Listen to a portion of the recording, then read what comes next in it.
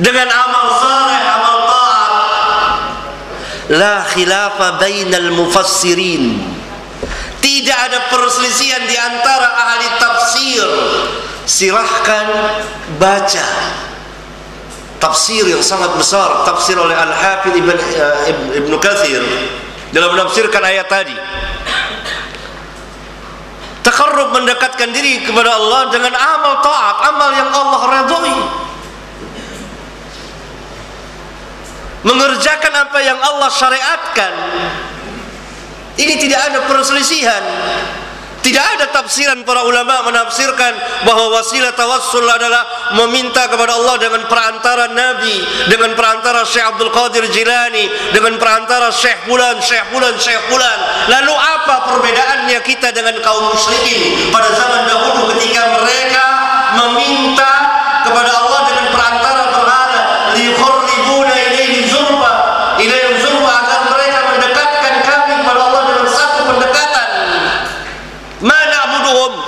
Orang-orang musyrik mengatakan kami tidak menyembah berhala itu illa liyuqarribuna ilaihi zulfa, melainkan agar supaya berhala-berhala itu mendekatkan kami kepada Allah dengan satu pendekatan. Tidak ada perbedaannya sama sekali. Oleh karena itu tidak pernah dilakukan oleh para sahabat. Adakah seorang sahabat yang mendatangi kubur Nabi sesudah beliau wafat lalu meminta kepada Allah dengan perantara Nabi yang telah mati? Tidak pernah dijumpai satupun riwayat. Apakah kita mau mengatakan bahwa kita lebih alim dari sahabat, kemudian tabi'in, kemudian tabi'ut tabi'in, kemudian atba'ut tabi'in, kemudian a'immatul arba'ah termasuk al-Imam Syafi'i? Pernah mereka berbuat demikian? Kalla thumma kalla. Tunggu, saya akan menjawab itu. Saudara tenang aja, katanya tenang. Tenang aja. Saya menjawab. Kalau enggak selesai. Ini bukan ilmu lagi. Kasih minum. Jadi ini penafsiran yang salah, penafsiran yang keliru, penafsiran yang sesat dan menyesatkan. Karena tidak pernah dilakukan oleh sahabat. Saudara silakan baca di kitab Sahih Bukhari. Di kitab Sahih Bukhari dalam kitab Al-Istisqa, ketika terjadi musim kemarau, maka Umar bin Khattab dan kawan-kawannya para sahabat mendatangi kubur Nabi, tidak, tapi meminta kepada Abbas paman beliau agar paman Nabi sallallahu alaihi wasallam agar berdoa kepada Allah. Mohon. Tidak ada yang mendatangi kubur beliau, dan beliau mengatakan la taj'alu qabri 'idan. Jangan kamu jadikan kuburku tempat perayaan yang didatangi pada waktu-waktu tertentu. Dan beliau tidak mau dijadikan kuburnya sebagai tempat penyembahan. Sabda beliau dalam sebuah hadis sahih yang dikeluarkan oleh Bukhari dan Muslim, la'natullah 'alal yahud wan nasara ittakhadhu qubur anbiya'ihim masajid. Laknat Allah kepada orang-orang Yahudi dan Nasara yang menjadikan kubur nabi-nabi mereka sebagai masjid-masjid, tempat peribadatan. Itu kubur nabi. Bagaimana dengan kubur yang selain nabi? Dan ini merupakan penyimpangan dari akidah Islam kepada akidah penyembah berhala, akidah Islam yang sahihah. Maka dari itu orang-orang yang seperti ini membuat hadis-hadis palsu untuk memuatkan bid'ah dan kesyirikan mereka. Tapi tentu mereka akan kecewa sepanjang zaman, karena para ulama kita telah memberitahukannya dari zaman ke zaman, membongkar kesesatan mereka. Oleh karena itu ikhwan sekalian, lihat tafsirnya, apa kata ulama dan apa yang dimaksud. Mendekatkan diri apakah dengan cara seperti yang dilakukan?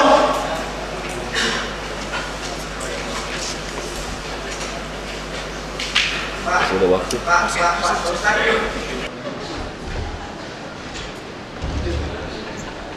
Assalamualaikum warahmatullahi wabarakatuh. Waalaikumsalam. Dari Masjid Al-Mubashirin, terima kasih kepada yang Jakarta Utara yang telah mengadakan kegiatan ini, membuka cakrawala berpikir kami. Kepada Bapak sekarang ini banyak beredar buku terkait hal-hal akidah seperti yang disampaikan tadi oleh Bapak di pojok tentang buku yang dikarang oleh Agus Mustafa, bahwa akhirat tidak kekal, bahwa azab kubur tidak ada, bahwa Nabi Adam itu dilahirkan. Itu buku sudah sangat banyak sekali dengan pendekatan ilmiah. Tentu mungkin ini menjadi sesuatu yang meresahkan bagi umat. Maka dalam hal ini sampai saat sekarang ini MUI sendiri belum pernah menyampaikan informasi tentang eksistensi buku ini. Kita tadi berbicara tentang tawasul dan sebagainya. Mungkin kalau kita mau membaca, maka kita mampu memahami apa yang hakiki, bukan dari terjemahan tentunya. Dan ketika itu terjemahan, tentu interpretasi manusia akan berbeda. Karena pada saat sekarang ini di hadapan kita Bapak Guru kita dengan menguasai berbagai ilmu, beliau tidak memaksa kita tentunya, tetapi mengajak kita untuk merenung ulang bahwa benarkah yang selama ini saya dapat sesuatu yang hak.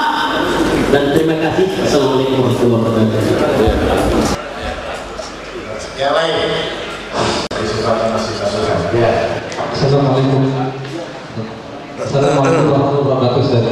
Gimana tadi? Ya. Berdiri. Mana? Ayo. Saya ucapkan selamat kepada Ustaz Hakim dan teman-teman yang banyak bergerak soal bid'ah yang banyak terjadi di masyarakat Indonesia. Gitu ya. Tapi ada hal yang saya tuh masih tanya menyangkut bid'ah yang kelihatannya kok begitu melebar gitu kan. Dan saya yaitu begini Ustaz, bagaimana pendapat Ustaz, ya, misalkan ada sekelompok orang bersepakat dalam menghidupkan salah satu sunnah Rasulullah, misalnya menanam pohon atau menjual. Nah, untuk rapinya organisasi itu, rapinya kelompok itu dibentuk misalkan suatu nama, misalkan Majmu'atun Nur Sunnah, kan seperti itu kan. Nah, bagaimana dalam itu pertanyaan kita? Yang kedua, di dalam rangka menggiatkan peran itu, dia banyak mengutip hadis dari Rasulullah maupun Al-Quran untuk lebih memberikan semangat terhadap kelompok tersebut.